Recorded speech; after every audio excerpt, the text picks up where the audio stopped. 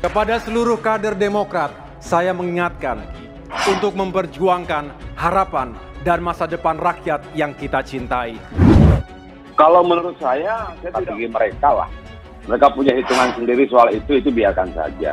Nah, bagaimana rupanya teman-teman menghitung soal kenaikan BBM? Demokrat untuk rakyat akan diperjuangkan oleh para kader Demokrat di parlemen, baik di DPR RI maupun DPRD. Tentang BBM, kita bandingkan zaman Soeharto 91 sampai 98 naik 700%, zaman sebelum Presiden Jokowi dalam 10 tahun naik 259%. Kalau pakai ukuran premium Pertalite di zaman Presiden Jokowi dalam 8 tahun cuma naik 16%. Kader Partai Demokrat kemudian yang maju paling depan ketika kami merasa kemudian teman-teman, saya kira itu sudah fakta kok. Bicaralah kemudian berdasarkan fakta. Ayo kita data berapa banyak. Dari realitas lapangan. Dari kelompok mana? Dari kelompok kalian. Masih kurang apa? Kurang apa lagi gitu loh. Gimana ceritanya sudah jelas kok. Bisa saya jawab?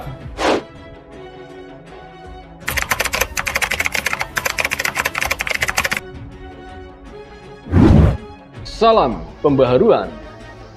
Saudara, Ketua Umum DPP Partai Demokrat, Agus Harimurti Yudhoyono atau AHY, menginstruksikan seluruh kadernya di Indonesia untuk ikut aksi menolak kenaikan harga bahan bakar minyak atau BBM bersubsidi.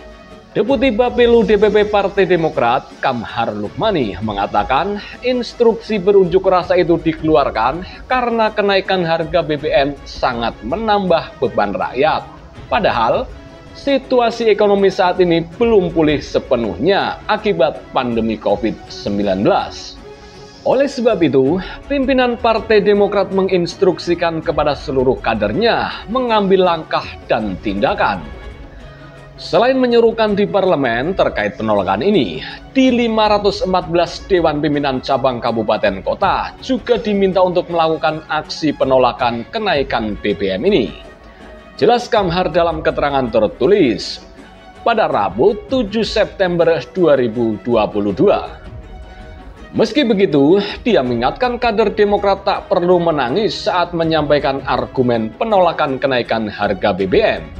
Dia menyinggung aksi para elit PDIP saat menolak kenaikan harga BBM pada masa pemerintahan Susilo Bambang Yudhoyono atau SBY. Ternyata, saat ini ketika PDIP berkuasa, bisa memahami kenaikan BBM, padahal tak ada situasi yang benar-benar mendesak, ujarnya. Kamhar menganggap alasan pemerintah menaikkan harga BBM bersubsidi karena beban APBN terlalu berat, tak tepat.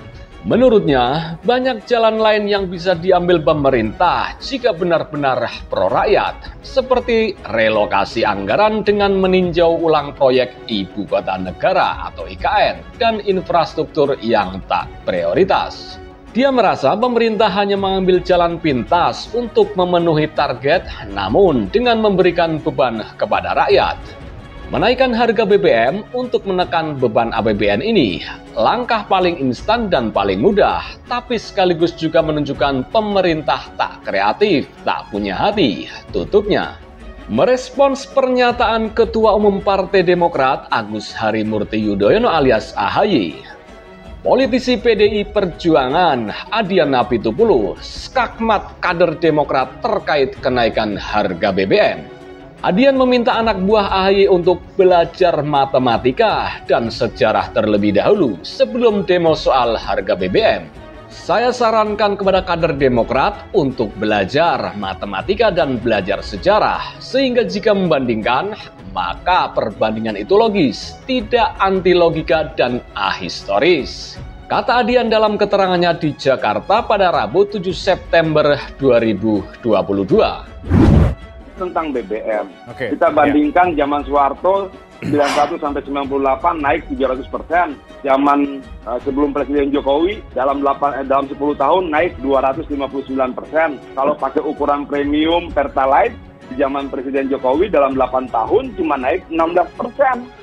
Anggota DPR RI ini pun mengingatkan bahwa pada era SBY, total kenaikan harga BBM premium sebesar Rp4.690. Sementara pada era Jokowi, total kenaikan BBM jenis premium atau Pertalite hanya Rp3.500.